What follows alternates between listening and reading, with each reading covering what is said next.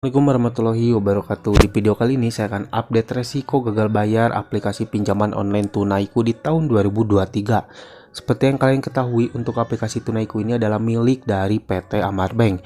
Nah, untuk PT Amar Bank ini adalah salah satu bank besar ya di Indonesia. Nah, makanya buat kalian yang mungkin sekarang gagal bayar di aplikasi Tunaiku, kalian wajib nih tahu apa saja resiko-resiko ketika kalian gagal bayar di aplikasi Tunaiku di bulan Januari tahun 2023. Simak video ini sampai habis. Aplikasi pinjaman online Tunaiku ini salah satu aplikasi pinjaman online yang cukup populer dan juga banyak peminatnya. Nah, untuk aplikasi Tunaiku ini adalah milik dari PT Amar Bank-nya, yang mana jikalau kalian mengalami keterlambatan atau gagal bayar di aplikasi Tunaiku, tentunya kalian akan masuk ke Slik OJK. Nah, ketika kalian masuk ke Slik OJK, data di sana tuh bukan atas nama dari Tunaiku lagi ya, namun atas nama Amar Bank.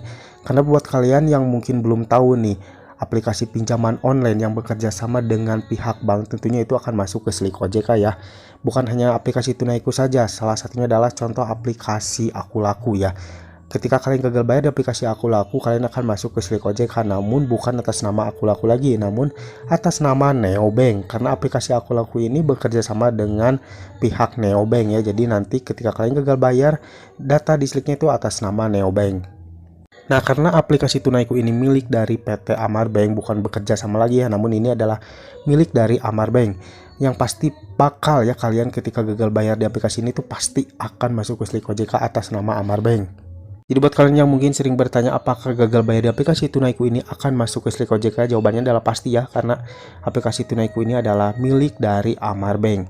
Nah, lalu bagaimana nih tentang diisi lapangan dari aplikasi Tunaiku?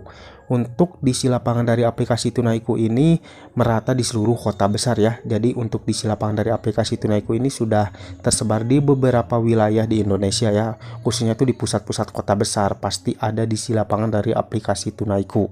Dan buat kalian yang sering menanyakan apakah Tunaiku ini sudah ada diisi lapangannya, jawabannya adalah ada ya. Dan untuk diisi lapangan itu sudah merata di seluruh kota besar di Indonesia. Mungkin untuk resiko-resiko lainnya yang pasti kalian juga akan dikenakan denda keterlambatan dan juga akan mendapatkan peringatan atau penagihan melalui media komunikasi seperti telepon, SMS, WhatsApp, dan juga email. Itu pasti ya akan dialami oleh kalian yang mengalami gagal bayar di aplikasi Tunaiku. Namun akhir-akhir ini beredar nih bahwasannya yang gagal bayar di aplikasi Tunaiku ini akan dibawa ke jalur hukum.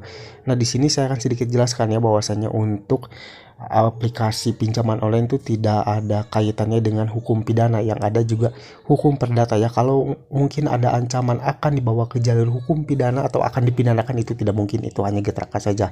Kalau mungkin akan dibawa ke persidangan, itu mungkin saja akan terjadi. Namun kita berpikir lagi ya bahwasanya untuk biaya persidangan itu tidak membutuhkan biaya yang sedikit, tentunya itu membutuhkan biaya yang cukup besar ya. Dan mungkin juga dari pihak aplikasi akan berpikir-pikir lagi ya kalau misalnya harus dibawa ke jalur persidangan, karena mungkin nasabah yang gagal bayar itu mungkin gagal bayarnya juga tidak sampai sejuta, itu tidak akan dibawa ke persidangan. Jadi buat kalian yang mungkin mendapatkan ancaman seperti itu, kalian jangan terlalu percaya, karena itu sangat tidak mungkin kalau mereka akan membawanya ke jalur persidangan, karena untuk biaya persidangan itu cukup tinggi. Sedangkan untuk gagal bayar debitur tersebut mungkin hanya di bawah 1 juta atau di bawah 2 juta, itu sangat tidak mungkin akan dibawa ke jalur persidangan. Jadi itu hanya gertakan saja dari mereka, walaupun memang untuk hutang piutang itu bisa dibawa ke jalur hukum perdata ya.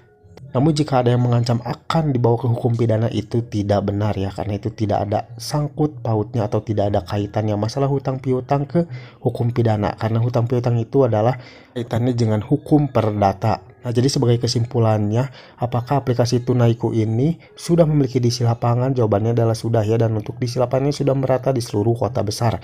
Dan ketika kalian gagal bayar di aplikasi Tunaiku, tentunya kalian juga akan masuk ke Slik OJK, karena aplikasi Tunaiku ini milik dari PT Amar Bank. Nah guys, itulah tadi sedikit penjelasan resiko gagal bayar di aplikasi pinjaman online Tunaiku. Semoga video ini bermanfaat buat kalian. Jangan lupa like dan juga share ke teman-teman kalian. Dan tetap dukung channel ini agar semakin berkembang dengan cara klik subscribe di bawah. Sampai jumpa di video selanjutnya. Assalamualaikum warahmatullahi wabarakatuh.